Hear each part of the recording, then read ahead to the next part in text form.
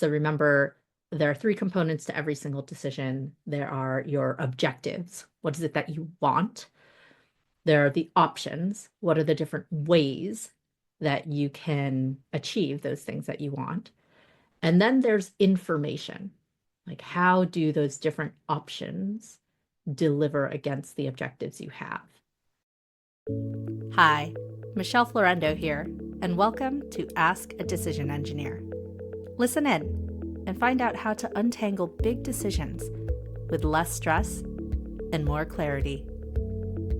Today's episode is going to be an Ask Me Anything episode, where I answer questions sent by you, the listeners, about decision making. I'd love to hear what you're wondering about decision making. So if you have a question you'd like me to answer on the show, head over to askadecisionengineer.com and leave me a message. Hi. Hi, Michelle. Hi, Michelle. Hi, Michelle. This is Christopher from New York. This is Hannah from Melbourne, Australia. My name is Tomas, and I live in Dublin, in Ireland. I'm Aga from Warsaw, Poland. And my question for you is... My question is... I am wondering... I'd really love to know... I have a question for you. Hi, Michelle. This is David in Cincinnati, Ohio. I know you talk about how sometimes we can't know how something will turn out, and we need to decide anyway. But how do we do that? Do you have any tools to help me choose, even when there are risks involved? I don't want to make a decision I'll regret. Hey, David, thank you for your question. I get a lot of questions on a couple of things that you mentioned. How do I make decisions in the face of risk or risk and uncertainty? And how do I make a decision that I won't regret? So on today's episode, I'll be talking about a framework that I had developed over the past few years as a result of various conversations that I've had in coaching settings or while teaching my decision-making course and even running workshops, because inevitably I get this question of, okay, I can't know everything, but how do I decide even in the face of that? So first, let me talk about when is the right time to use this relief regret matrix. And I'll admit, I'm still playing with what to call this thing. I've called it a number of different things over the years, and I'll admit that this framework is still evolving. It started as the 7-question shortcut analysis because I found that it was a way to move through a similar line of thinking as drawing out a decision tree. Decision trees are a common tool that's used in decision analysis to map out decisions and outcomes that play out over time. When I would teach this in my Stanford Continuing Studies course, people would call it the happy face, sad face analysis, because I would ask you to think about various states in the future where you would be happy you made this decision or where you would be sad you made this decision. But most recently, I've been calling it relief regret because I find that this is one of the key ways I know that this might be the tool for someone to use. Is when they say something like, I don't want to make a decision that I'm going to regret. Because there's something there around if you are facing the type of decision where there are some what ifs. So remember, there are three components to every single decision. There are your objectives. What is it that you want? There are the options. What are the different ways that you can achieve those things that you want? And then there's information. Like, how do those different options deliver against the objectives you have? And when you don't have information, sometimes it'll be things that are researchable. And then there are going to be radical uncertainties where you just won't know until things happen. And it's in those cases where you just won't know. You just won't know whether the outcome will be good or bad until it happens, that this relief regret approach may be really useful. This is a tool that is useful for when you are facing uncertain outcomes.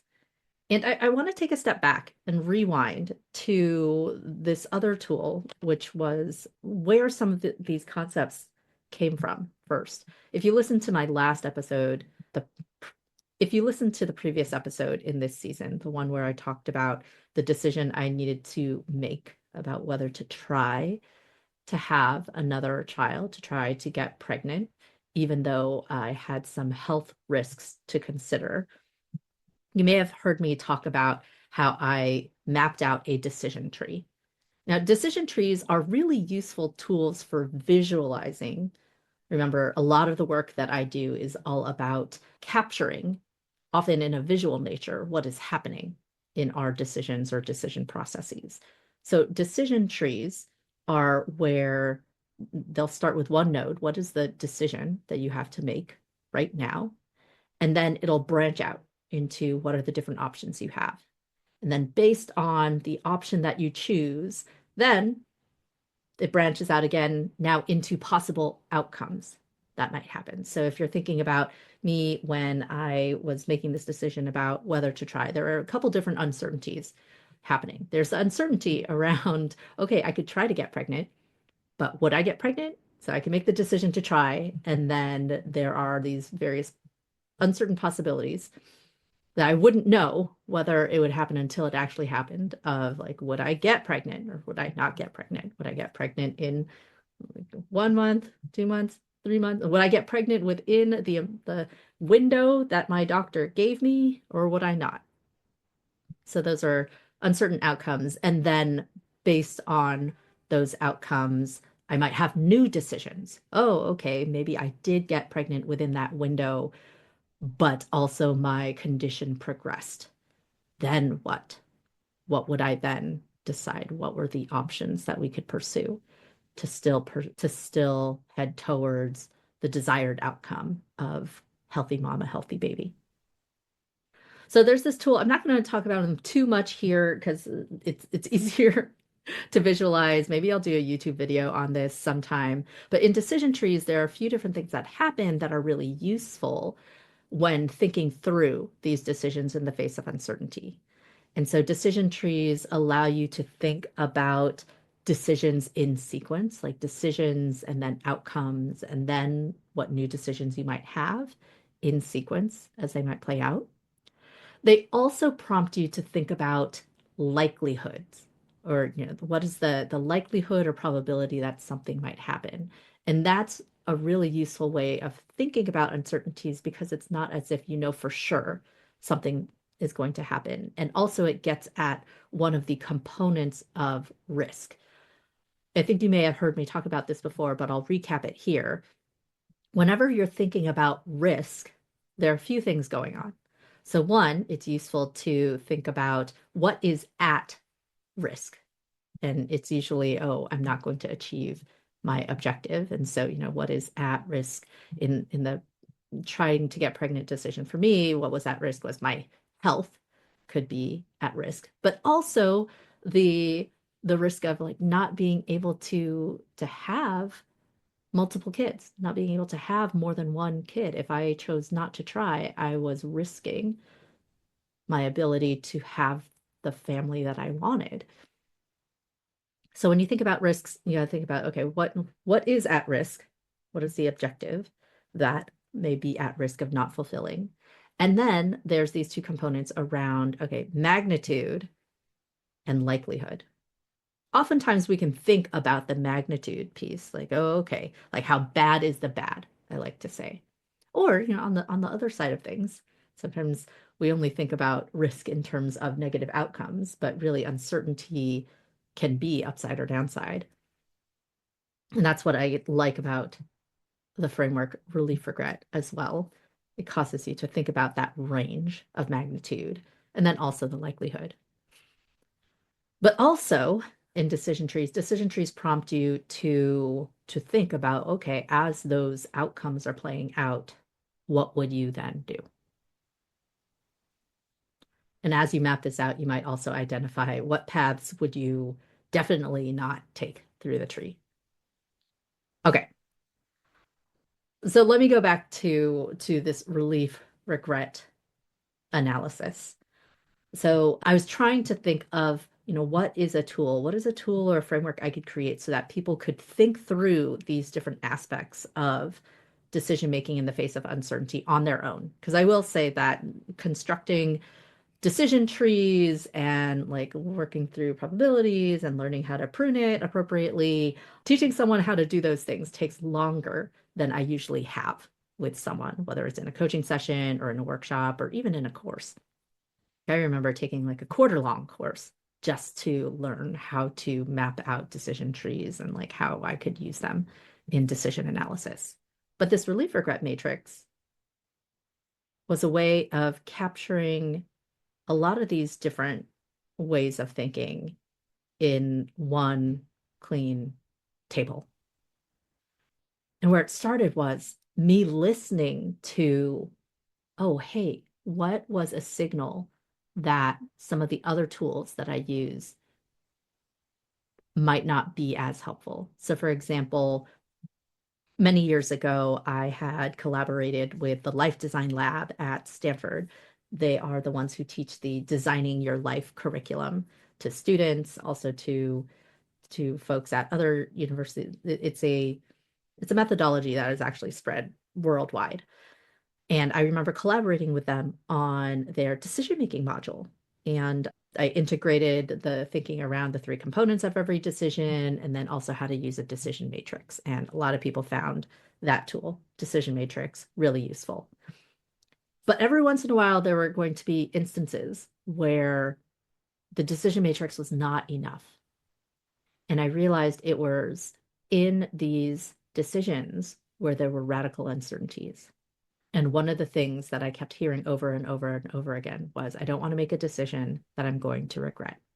And I realized, again, I'm a big advocate of emotions being useful data. And what I was hearing was, oh, I don't want to make a decision that may possibly have a bad outcome. They're worried about that, which also meant that, oh, there were probably some radical uncertainties that they were facing in this decision. So how do I meet people where they are, using the feelings they were already feeling to help them unlock and capture the data they already had on this decision they were facing? And so that's where the relief regret matrix was born. So let me talk you through how you can do this analysis for yourself. And I'll use an example. A couple months ago, I had a lot of things on my calendar. Basically, towards the end of October, it was a mad dash for me. There were a lot of things on my calendar. I was still an adjunct lecturer in the Life Design Lab at Stanford. I also was using every waking moment outside of work to work on these Halloween costumes for my kids because that just happens to be something that I really love to do. Halloween is a really big deal for me. And heading into the end of October, there was a particular Friday where I was supposed to go to my 20-year college reunion at Stanford. And then I was the following day supposed to have these costumes finished so that my kids and I could go to my nephew's birthday party, which was a dress-up party. And then later that day, that Saturday, we were going to go to a big Halloween party that a friend had gotten tickets for us to go to because they know we roll out in really big costumes. And then I had to teach faith formation for my kids the following day. And then a couple days after that would be real Halloween. And I would need to get the kids dressed up in costume, be with them in their Halloween parade. And then we would go off and celebrate Halloween. Also happens to be my birthday. So we'd celebrate my birthday with cake, we'd go trick-or-treating, and then October would be over. The complication, though, was sometime Thursday night, I was feeling really, really run down. And you know that feeling when you can start feeling just the itchiness in your throat or the itchiness in your nose, and you're feeling really tired, and you just know, that, oh, there is a cold coming on. I am fighting something. And I had to make a decision around how do I move through all of these things that are on my calendar throughout the end of this month. And I remember I was hemming and hawing and I was just like, oh my gosh, what am I going to do? And then I was thinking, like, I don't want to risk, ooh, keyword, I don't want to risk getting really sick for the events that matter in, this 5 day span. And I also don't want to regret how I move through this time. I'm just putting it out there. If you hear yourself saying anything like that, you're thinking about certain risks, you don't want to make a decision that you're going to regret. That might be a signal to use this framework. Okay, so I figured, oh, wait a minute. Hey, there's an opportunity here. Let me just run through this. So the way that this works is you draw a matrix on your piece of paper. So grab a piece of paper if you have a decision, and you're going to first start out by drawing 3 columns and 4 rows. In that first column, you're going to name the rows relief, regret, response, and reduce risk. So all of these row names are in that first column. In the second column, at the top of the second column, you are going to write down, okay, what's one of the options that you are considering?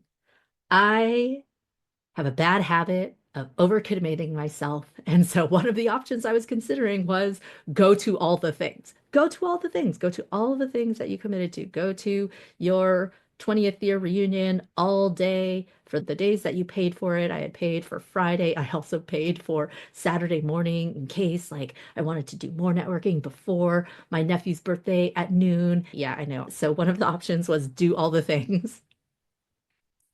Another option was skip something. And specifically, I was considering skipping my 20-year reunion. And, I felt really torn about that, but I just started with those 2 options. I know there were other options, but that's what I started with. And I started filling this thing out. And so I start with that first option, do all the things. And I ask myself, okay, what does the future look like where I am relieved that I chose to do all the things? What does the future look like where I am relieved that I chose this option? And I thought about it, and okay, I would be relieved if I went to all the things and I didn't get sick and I had a good time at my reunion, and I had a good time. I went to all the things, I didn't get sick. I had a good time throughout all of these different things over the next 5 days. That's what the future looks like where I am relieved that I chose to do all the things. Okay. Next box down, the next row. That's the regret row. What does the future look like where I regret choosing this option? What does the future look like where I regret choosing to go to all the things? Well, that's where I laid down the thing that I was worrying about. What if I get sick? I would regret trying to do all the things if I ended up getting sick and missing one of these events that I really, really, really care about. And I had put so much work into these costumes. Really, the things that I cared about was being able to go to these events. I wanted to go to the big museum event where we could show off our costumes. One of my goals each time I work on costumes from scratch is to have pictures taken of me or my kids in it and it being featured on some brand's social media. It has happened before. That's usually the thing that I want to happen. And so I wanted to be able to go to this museum event. I wanted to make sure that I was well for my birthday on Halloween. And so the possible futures where I would regret doing all the things is if I got sick and I had to miss that big museum event, if I got sick and I was feeling crappy on my birthday, if I got sick and I had to miss my nephew's birthday. Those are all different futures, or maybe even a combined future where I would regret doing all the things. Okay. Now I think about likelihood. When I look at the relief scenario, doing all the things and having a good time and not getting sick, what is the likelihood of that happening?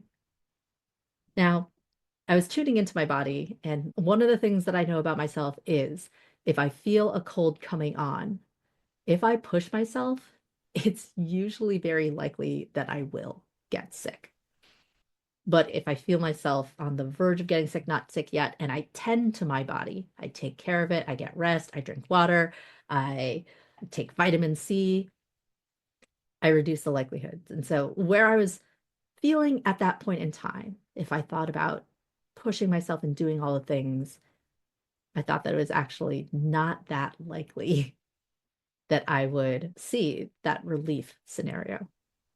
So that relief scenario of going to all the things and not getting sick and having a good time, I didn't think was likely. Because I also knew that I was already tired from fighting this thing off, and I would be going into all of these events with less energy. And I'm an introvert, and so showing up at an event like 20th year reunion and having to socialize, I knew was going to take a lot of energy. So relief scenario, I thought was unlikely. What did I think was the relative likelihood of the regret scenario, where basically I got sick based on how I was feeling? I thought likelihood would be high. I would have more information the following day, especially if I got a good night's sleep. All right. So I laid out what was the relief scenario, what was the regret scenario. The next row of boxes is all about respond. All right. If I sit in the regretful scenario of where I try to do all the things and I do get sick and I miss stuff, what would I then do?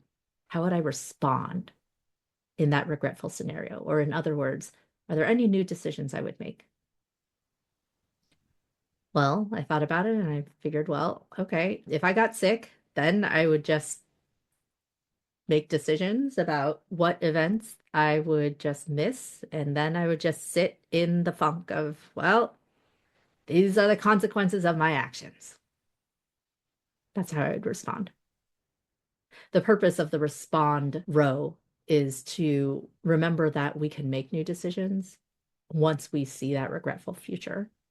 And so I think the response would be to accept the consequences of my actions. The last row, reduce risk, is all about, okay, if I return back to the present moment, what are things that I can do now to reduce the risk of the regretful situation happening? So again, risk has two components, magnitude and likelihood. And so what could I do now in the present moment to possibly reduce the likelihood of the regretful situation happening, or the amount of badness? And one of the things I thought about was, well, okay, maybe there's another option here where this was Thursday that I was making this decision. Maybe on Thursday, let me do all of the things to take care of my body. I'm going to go to sleep early. I'm going to drink lots of liquids. I'm going to have soup. I might have some ginger tea, echinacea tea, all the vitamin C, and then evaluate things on Friday. That was column 1. What is the analysis for the option of doing all the things? Column 2 was all about, okay, what if I just make the decision now to miss something? And I was playing with the decision, what if I just choose not to show up to my 20th year reunion? And so I started back at the top, that first row, relief. What does the future look like when I'm relieved that I didn't go to my 20th year reunion? Well, it would be a future in which I don't get sick and I'm able to do at least all the rest of the things, where I can show up to my nephew's birthday and be fully present and have a good time. And then I go and take my kids to the big museum event. We get to be seen in costume and we have a good time. And then I'm able to wake up and teach faith formation for my kids the following day in the morning before we go to mass. And then a couple days later, I'm able to get my kids dressed for Halloween, go be with them in the Halloween parade, and then we go celebrate my birthday, go trick-or-treating, and finish October with all of these fun memories. That's where I would be relieved that I didn't go to my 20th reunion. I would still feel kind of like, oh, that was a bummer. Maybe I could have seen interesting people who I haven't seen for a while. Maybe there would be cool things. There's a little bit of that FOMO, but on the whole, I would still be relieved if I got through those 5 days without getting sick. All right. So then I moved on to the next box down, regret. What does the future look like where I regret not going to my 20th reunion. I was thinking about this and I was trying to think of a scenario where I would deeply regret not going. And it just so happens that I texted some of the friends who I thought might be there to ask if they were going, and it turns out they weren't. I mean, there might be a little bit of regret in having to tell some of my friends who were going, who I had convinced to go, I'm not going anymore. I'm not feeling well, but I think they would forgive me for that. Maybe if someone told me, oh, there are all these fun things that happened and you were missed, I might feel a little bit of regret. But I still thought about it and I was just like, but if I don't get sick, if it allows me to feel better at all the rest of the events, I don't actually think I would regret not going. I would feel pretty good about that. And so that was an interesting thought. All right, so I filled in my relief box, my regret box, thought about likelihoods. Okay, what is the likelihood of that event where, I don't go to my reunion, but I'm able to go to the rest of the things. Like likelihood, that's like relatively high. Like there's some likelihood, like there's still maybe a possibility that I would get sick, but it's not like if I did get sick, it wouldn't be like, oh, well, I should have gone to the reunion. It'd be like, oh, my body, I would have gotten sick either way. And so it would have made a difference. And then the likelihood of the regretful situation, again, I couldn't actually really think about a future where I truly regret not going, which sometimes happens in these analyses. Like it, because it prompts you to think about the upside and the downside of various options, you might find that, oh, I can't think of an upside or I can't think of the downside. And that can be really good information as you're making your decision. And then I thought about the respond. Okay, regretful situation. I couldn't really think of one. So there wasn't really a new decision to be made. I guess maybe if I had tinges of regret around like, oh, I didn't get to see so and so, the way I would respond is I would just then reach out to specific people. Hey, I heard you were at reunion. I didn't get to go. I wasn't feeling well, but hey, do you want to catch up? So there were still things that I could do to remedy even little tinges of regret. And then I thought through the reduce risk. And again, reduce risk is about like, how do you reduce the risk of the regretful situation? And given that I couldn't really think of a regretful situation, I just skipped that box. And so then I looked at the two columns, and that's what you do. So basically, as you evaluate each option, you're asking yourself, what does the future look like where I am relieved I chose this option? What does the future look like where I regret the fact that I chose this option? If I had to experience that regretful scenario, how would I then respond? Like, what would I then do? And then if I think about the current moment, are there any things that I can do to reduce the risk of the regretful situation happening? And then you go through, fill that in for the second option. You can do this for more options too. But once you have that all filled in this relief regret table, then take a step back. Look at these different columns because each column represents a set of possibilities that you can step into. And this is where you can activate your fast thinking. As you look at each set of possibilities, which is the column that you are most comfortable stepping into?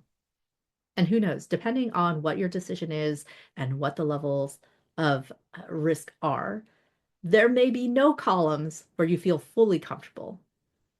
But which is the column that you feel most comfortable relatively stepping into? Which one are you most willing to deal with? I've gone through this exercise with dozens, if not hundreds of people over the years. And once we're able to fill out those different boxes, they usually do have an answer of what column they're willing to step into. And so there you have it. That's the relief regret matrix or happy face, sad face, or, this framework is still evolving. I presented this framework to my colleagues at the Life Design Lab this past quarter as I was an adjunct lecturer. And they were kind of like pushing and stretching my thinking. One of them asked, oh, why is it just relief versus regret? Why not rejoice versus regret? And I realized, oh yeah, that's right. Usually I work with people who do place a lot of focus on risk mitigation. They're trying to minimize the downside versus people who are looking to maximize the upside. And so maybe there is an opportunity here to think about a fuller range of possibilities, rejoice versus regret. I also had another colleague who's pushing me around that range. Maybe there's rejoice on the upside as opposed to just relief, and then on the downside, not just regret, but remorse. Or what if there's even reject? And so this framework is continuing to evolve, and I would love to hear what you think about it. If you have a decision coming up where there are risks involved or uncertain futures, I encourage you to try out this framework. How did it work for you? What did you find helpful? Where are you still feeling stuck? What tweaks or adjustments might you offer? I always learn so much when people give me feedback about these tools. So I hope you'll try this out. Thanks for listening today. This is going to be my last episode of 2024 because I'll be taking a bit of a break over the winter holiday, but tune back in 2025. I'll have new episodes for you. I'll see you next time. Thank you so much for listening to the show. If you know of someone who might benefit from learning more about how to make good decisions, please send them a link to our website, askadecisionengineer.com. The website, askadecisionengineer.com, is also the place to go if you're interested in more resources on decision making or would like to submit a question to potentially be answered on a future episode. Again, this is Michelle Florendo from Ask a Decision Engineer. Thanks so much for listening, and I'll see you on the next episode.